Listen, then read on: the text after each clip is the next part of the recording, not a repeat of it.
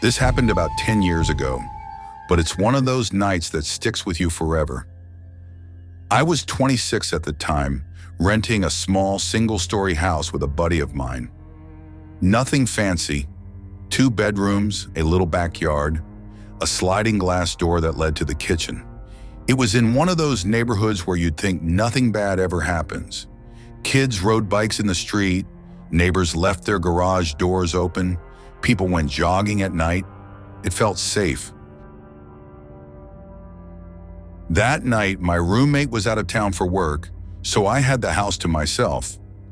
I remember it was a Thursday, late in the fall. Cold, dark, the kind of night where the streets outside were dead quiet by 10. I'd been up later than usual, lying in bed scrolling on my phone. Around 11:45 p.m., I heard something. At first it was faint, just a little creak from the back of the house. No big deal, old houses make noises. But then I heard it again, a sharper sound this time. And then it hit me, the distinct metallic rattle of someone trying the sliding glass door. My stomach dropped. I froze just listening. There it was again, the jingle of the lock being messed with. Somebody was at the door. I grabbed the baseball bat I kept by my bed, something my dad always told me was a smart idea. My hands were sweating as I crept into the hallway. The sound was clear now, metal scraping against metal, like they were trying to force it open. I crouched low, pulled out my phone, and dialed 911 as quietly as I could. Whispering, I told the dispatcher what was happening. She told me officers were already on the way and to stay quiet, stay hidden. But before I could even move, I heard it. Click. The lock gave way. The sliding door opened. My chest tightened like someone had wrapped a rope around it. Heavy boots stepped onto the tile. He was inside. I backed up down the hall, gripping the bat so hard my knuckles hurt. The dispatcher kept whispering in my ear, "Stay calm, stay where you are." But my focus was locked on those footsteps. He didn't rush.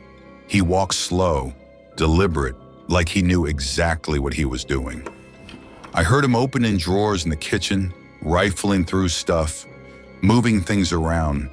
The sounds echoed through the house in the quiet, each one making my heart pound harder. I ducked into the bathroom off the hall and pressed myself into the corner, trying to breathe as silently as possible. The footsteps got louder, closer, and then they stopped. Right outside the bathroom door, the handle jiggled once, twice.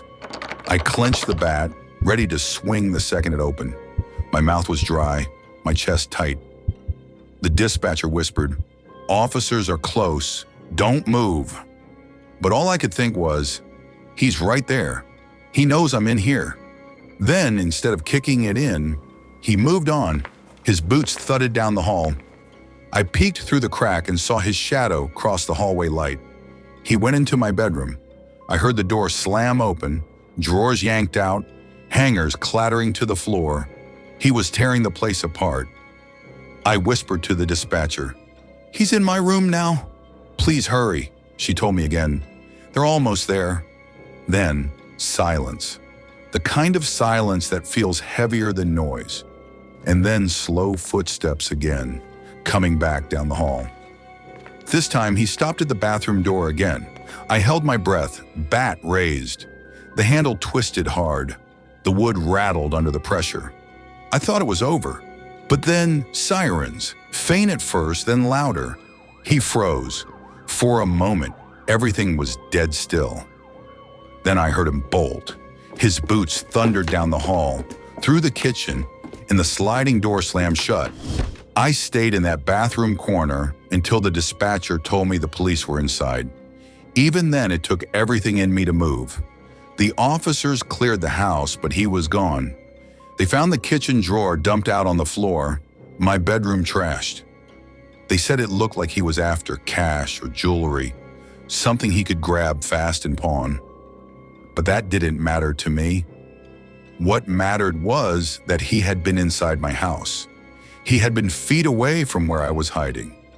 That night shook me. For weeks after, I barely slept. Every creak, every gust of wind against the siding sent me into full alert. I went out and bought a security system, cameras, motion lights, reinforced locks. But even with all that, it never felt the same. People don't realize how much a break-in takes from you. It's not just the stuff, it's the safety. It's the idea that your home is your bubble, your safe place. Once someone crosses that line, once you hear boots on your floor and drawers being ransacked while you hide in your own bathroom, it changes you. 10 years later, I still double-check every lock before bed. I can't fall asleep unless the alarm is armed. And sometimes late at night when the house is quiet, I swear I can still hear it. The click of that lock, the sound of boots on tile, the silence before the sirens. That's the night I learned that home doesn't always mean safe.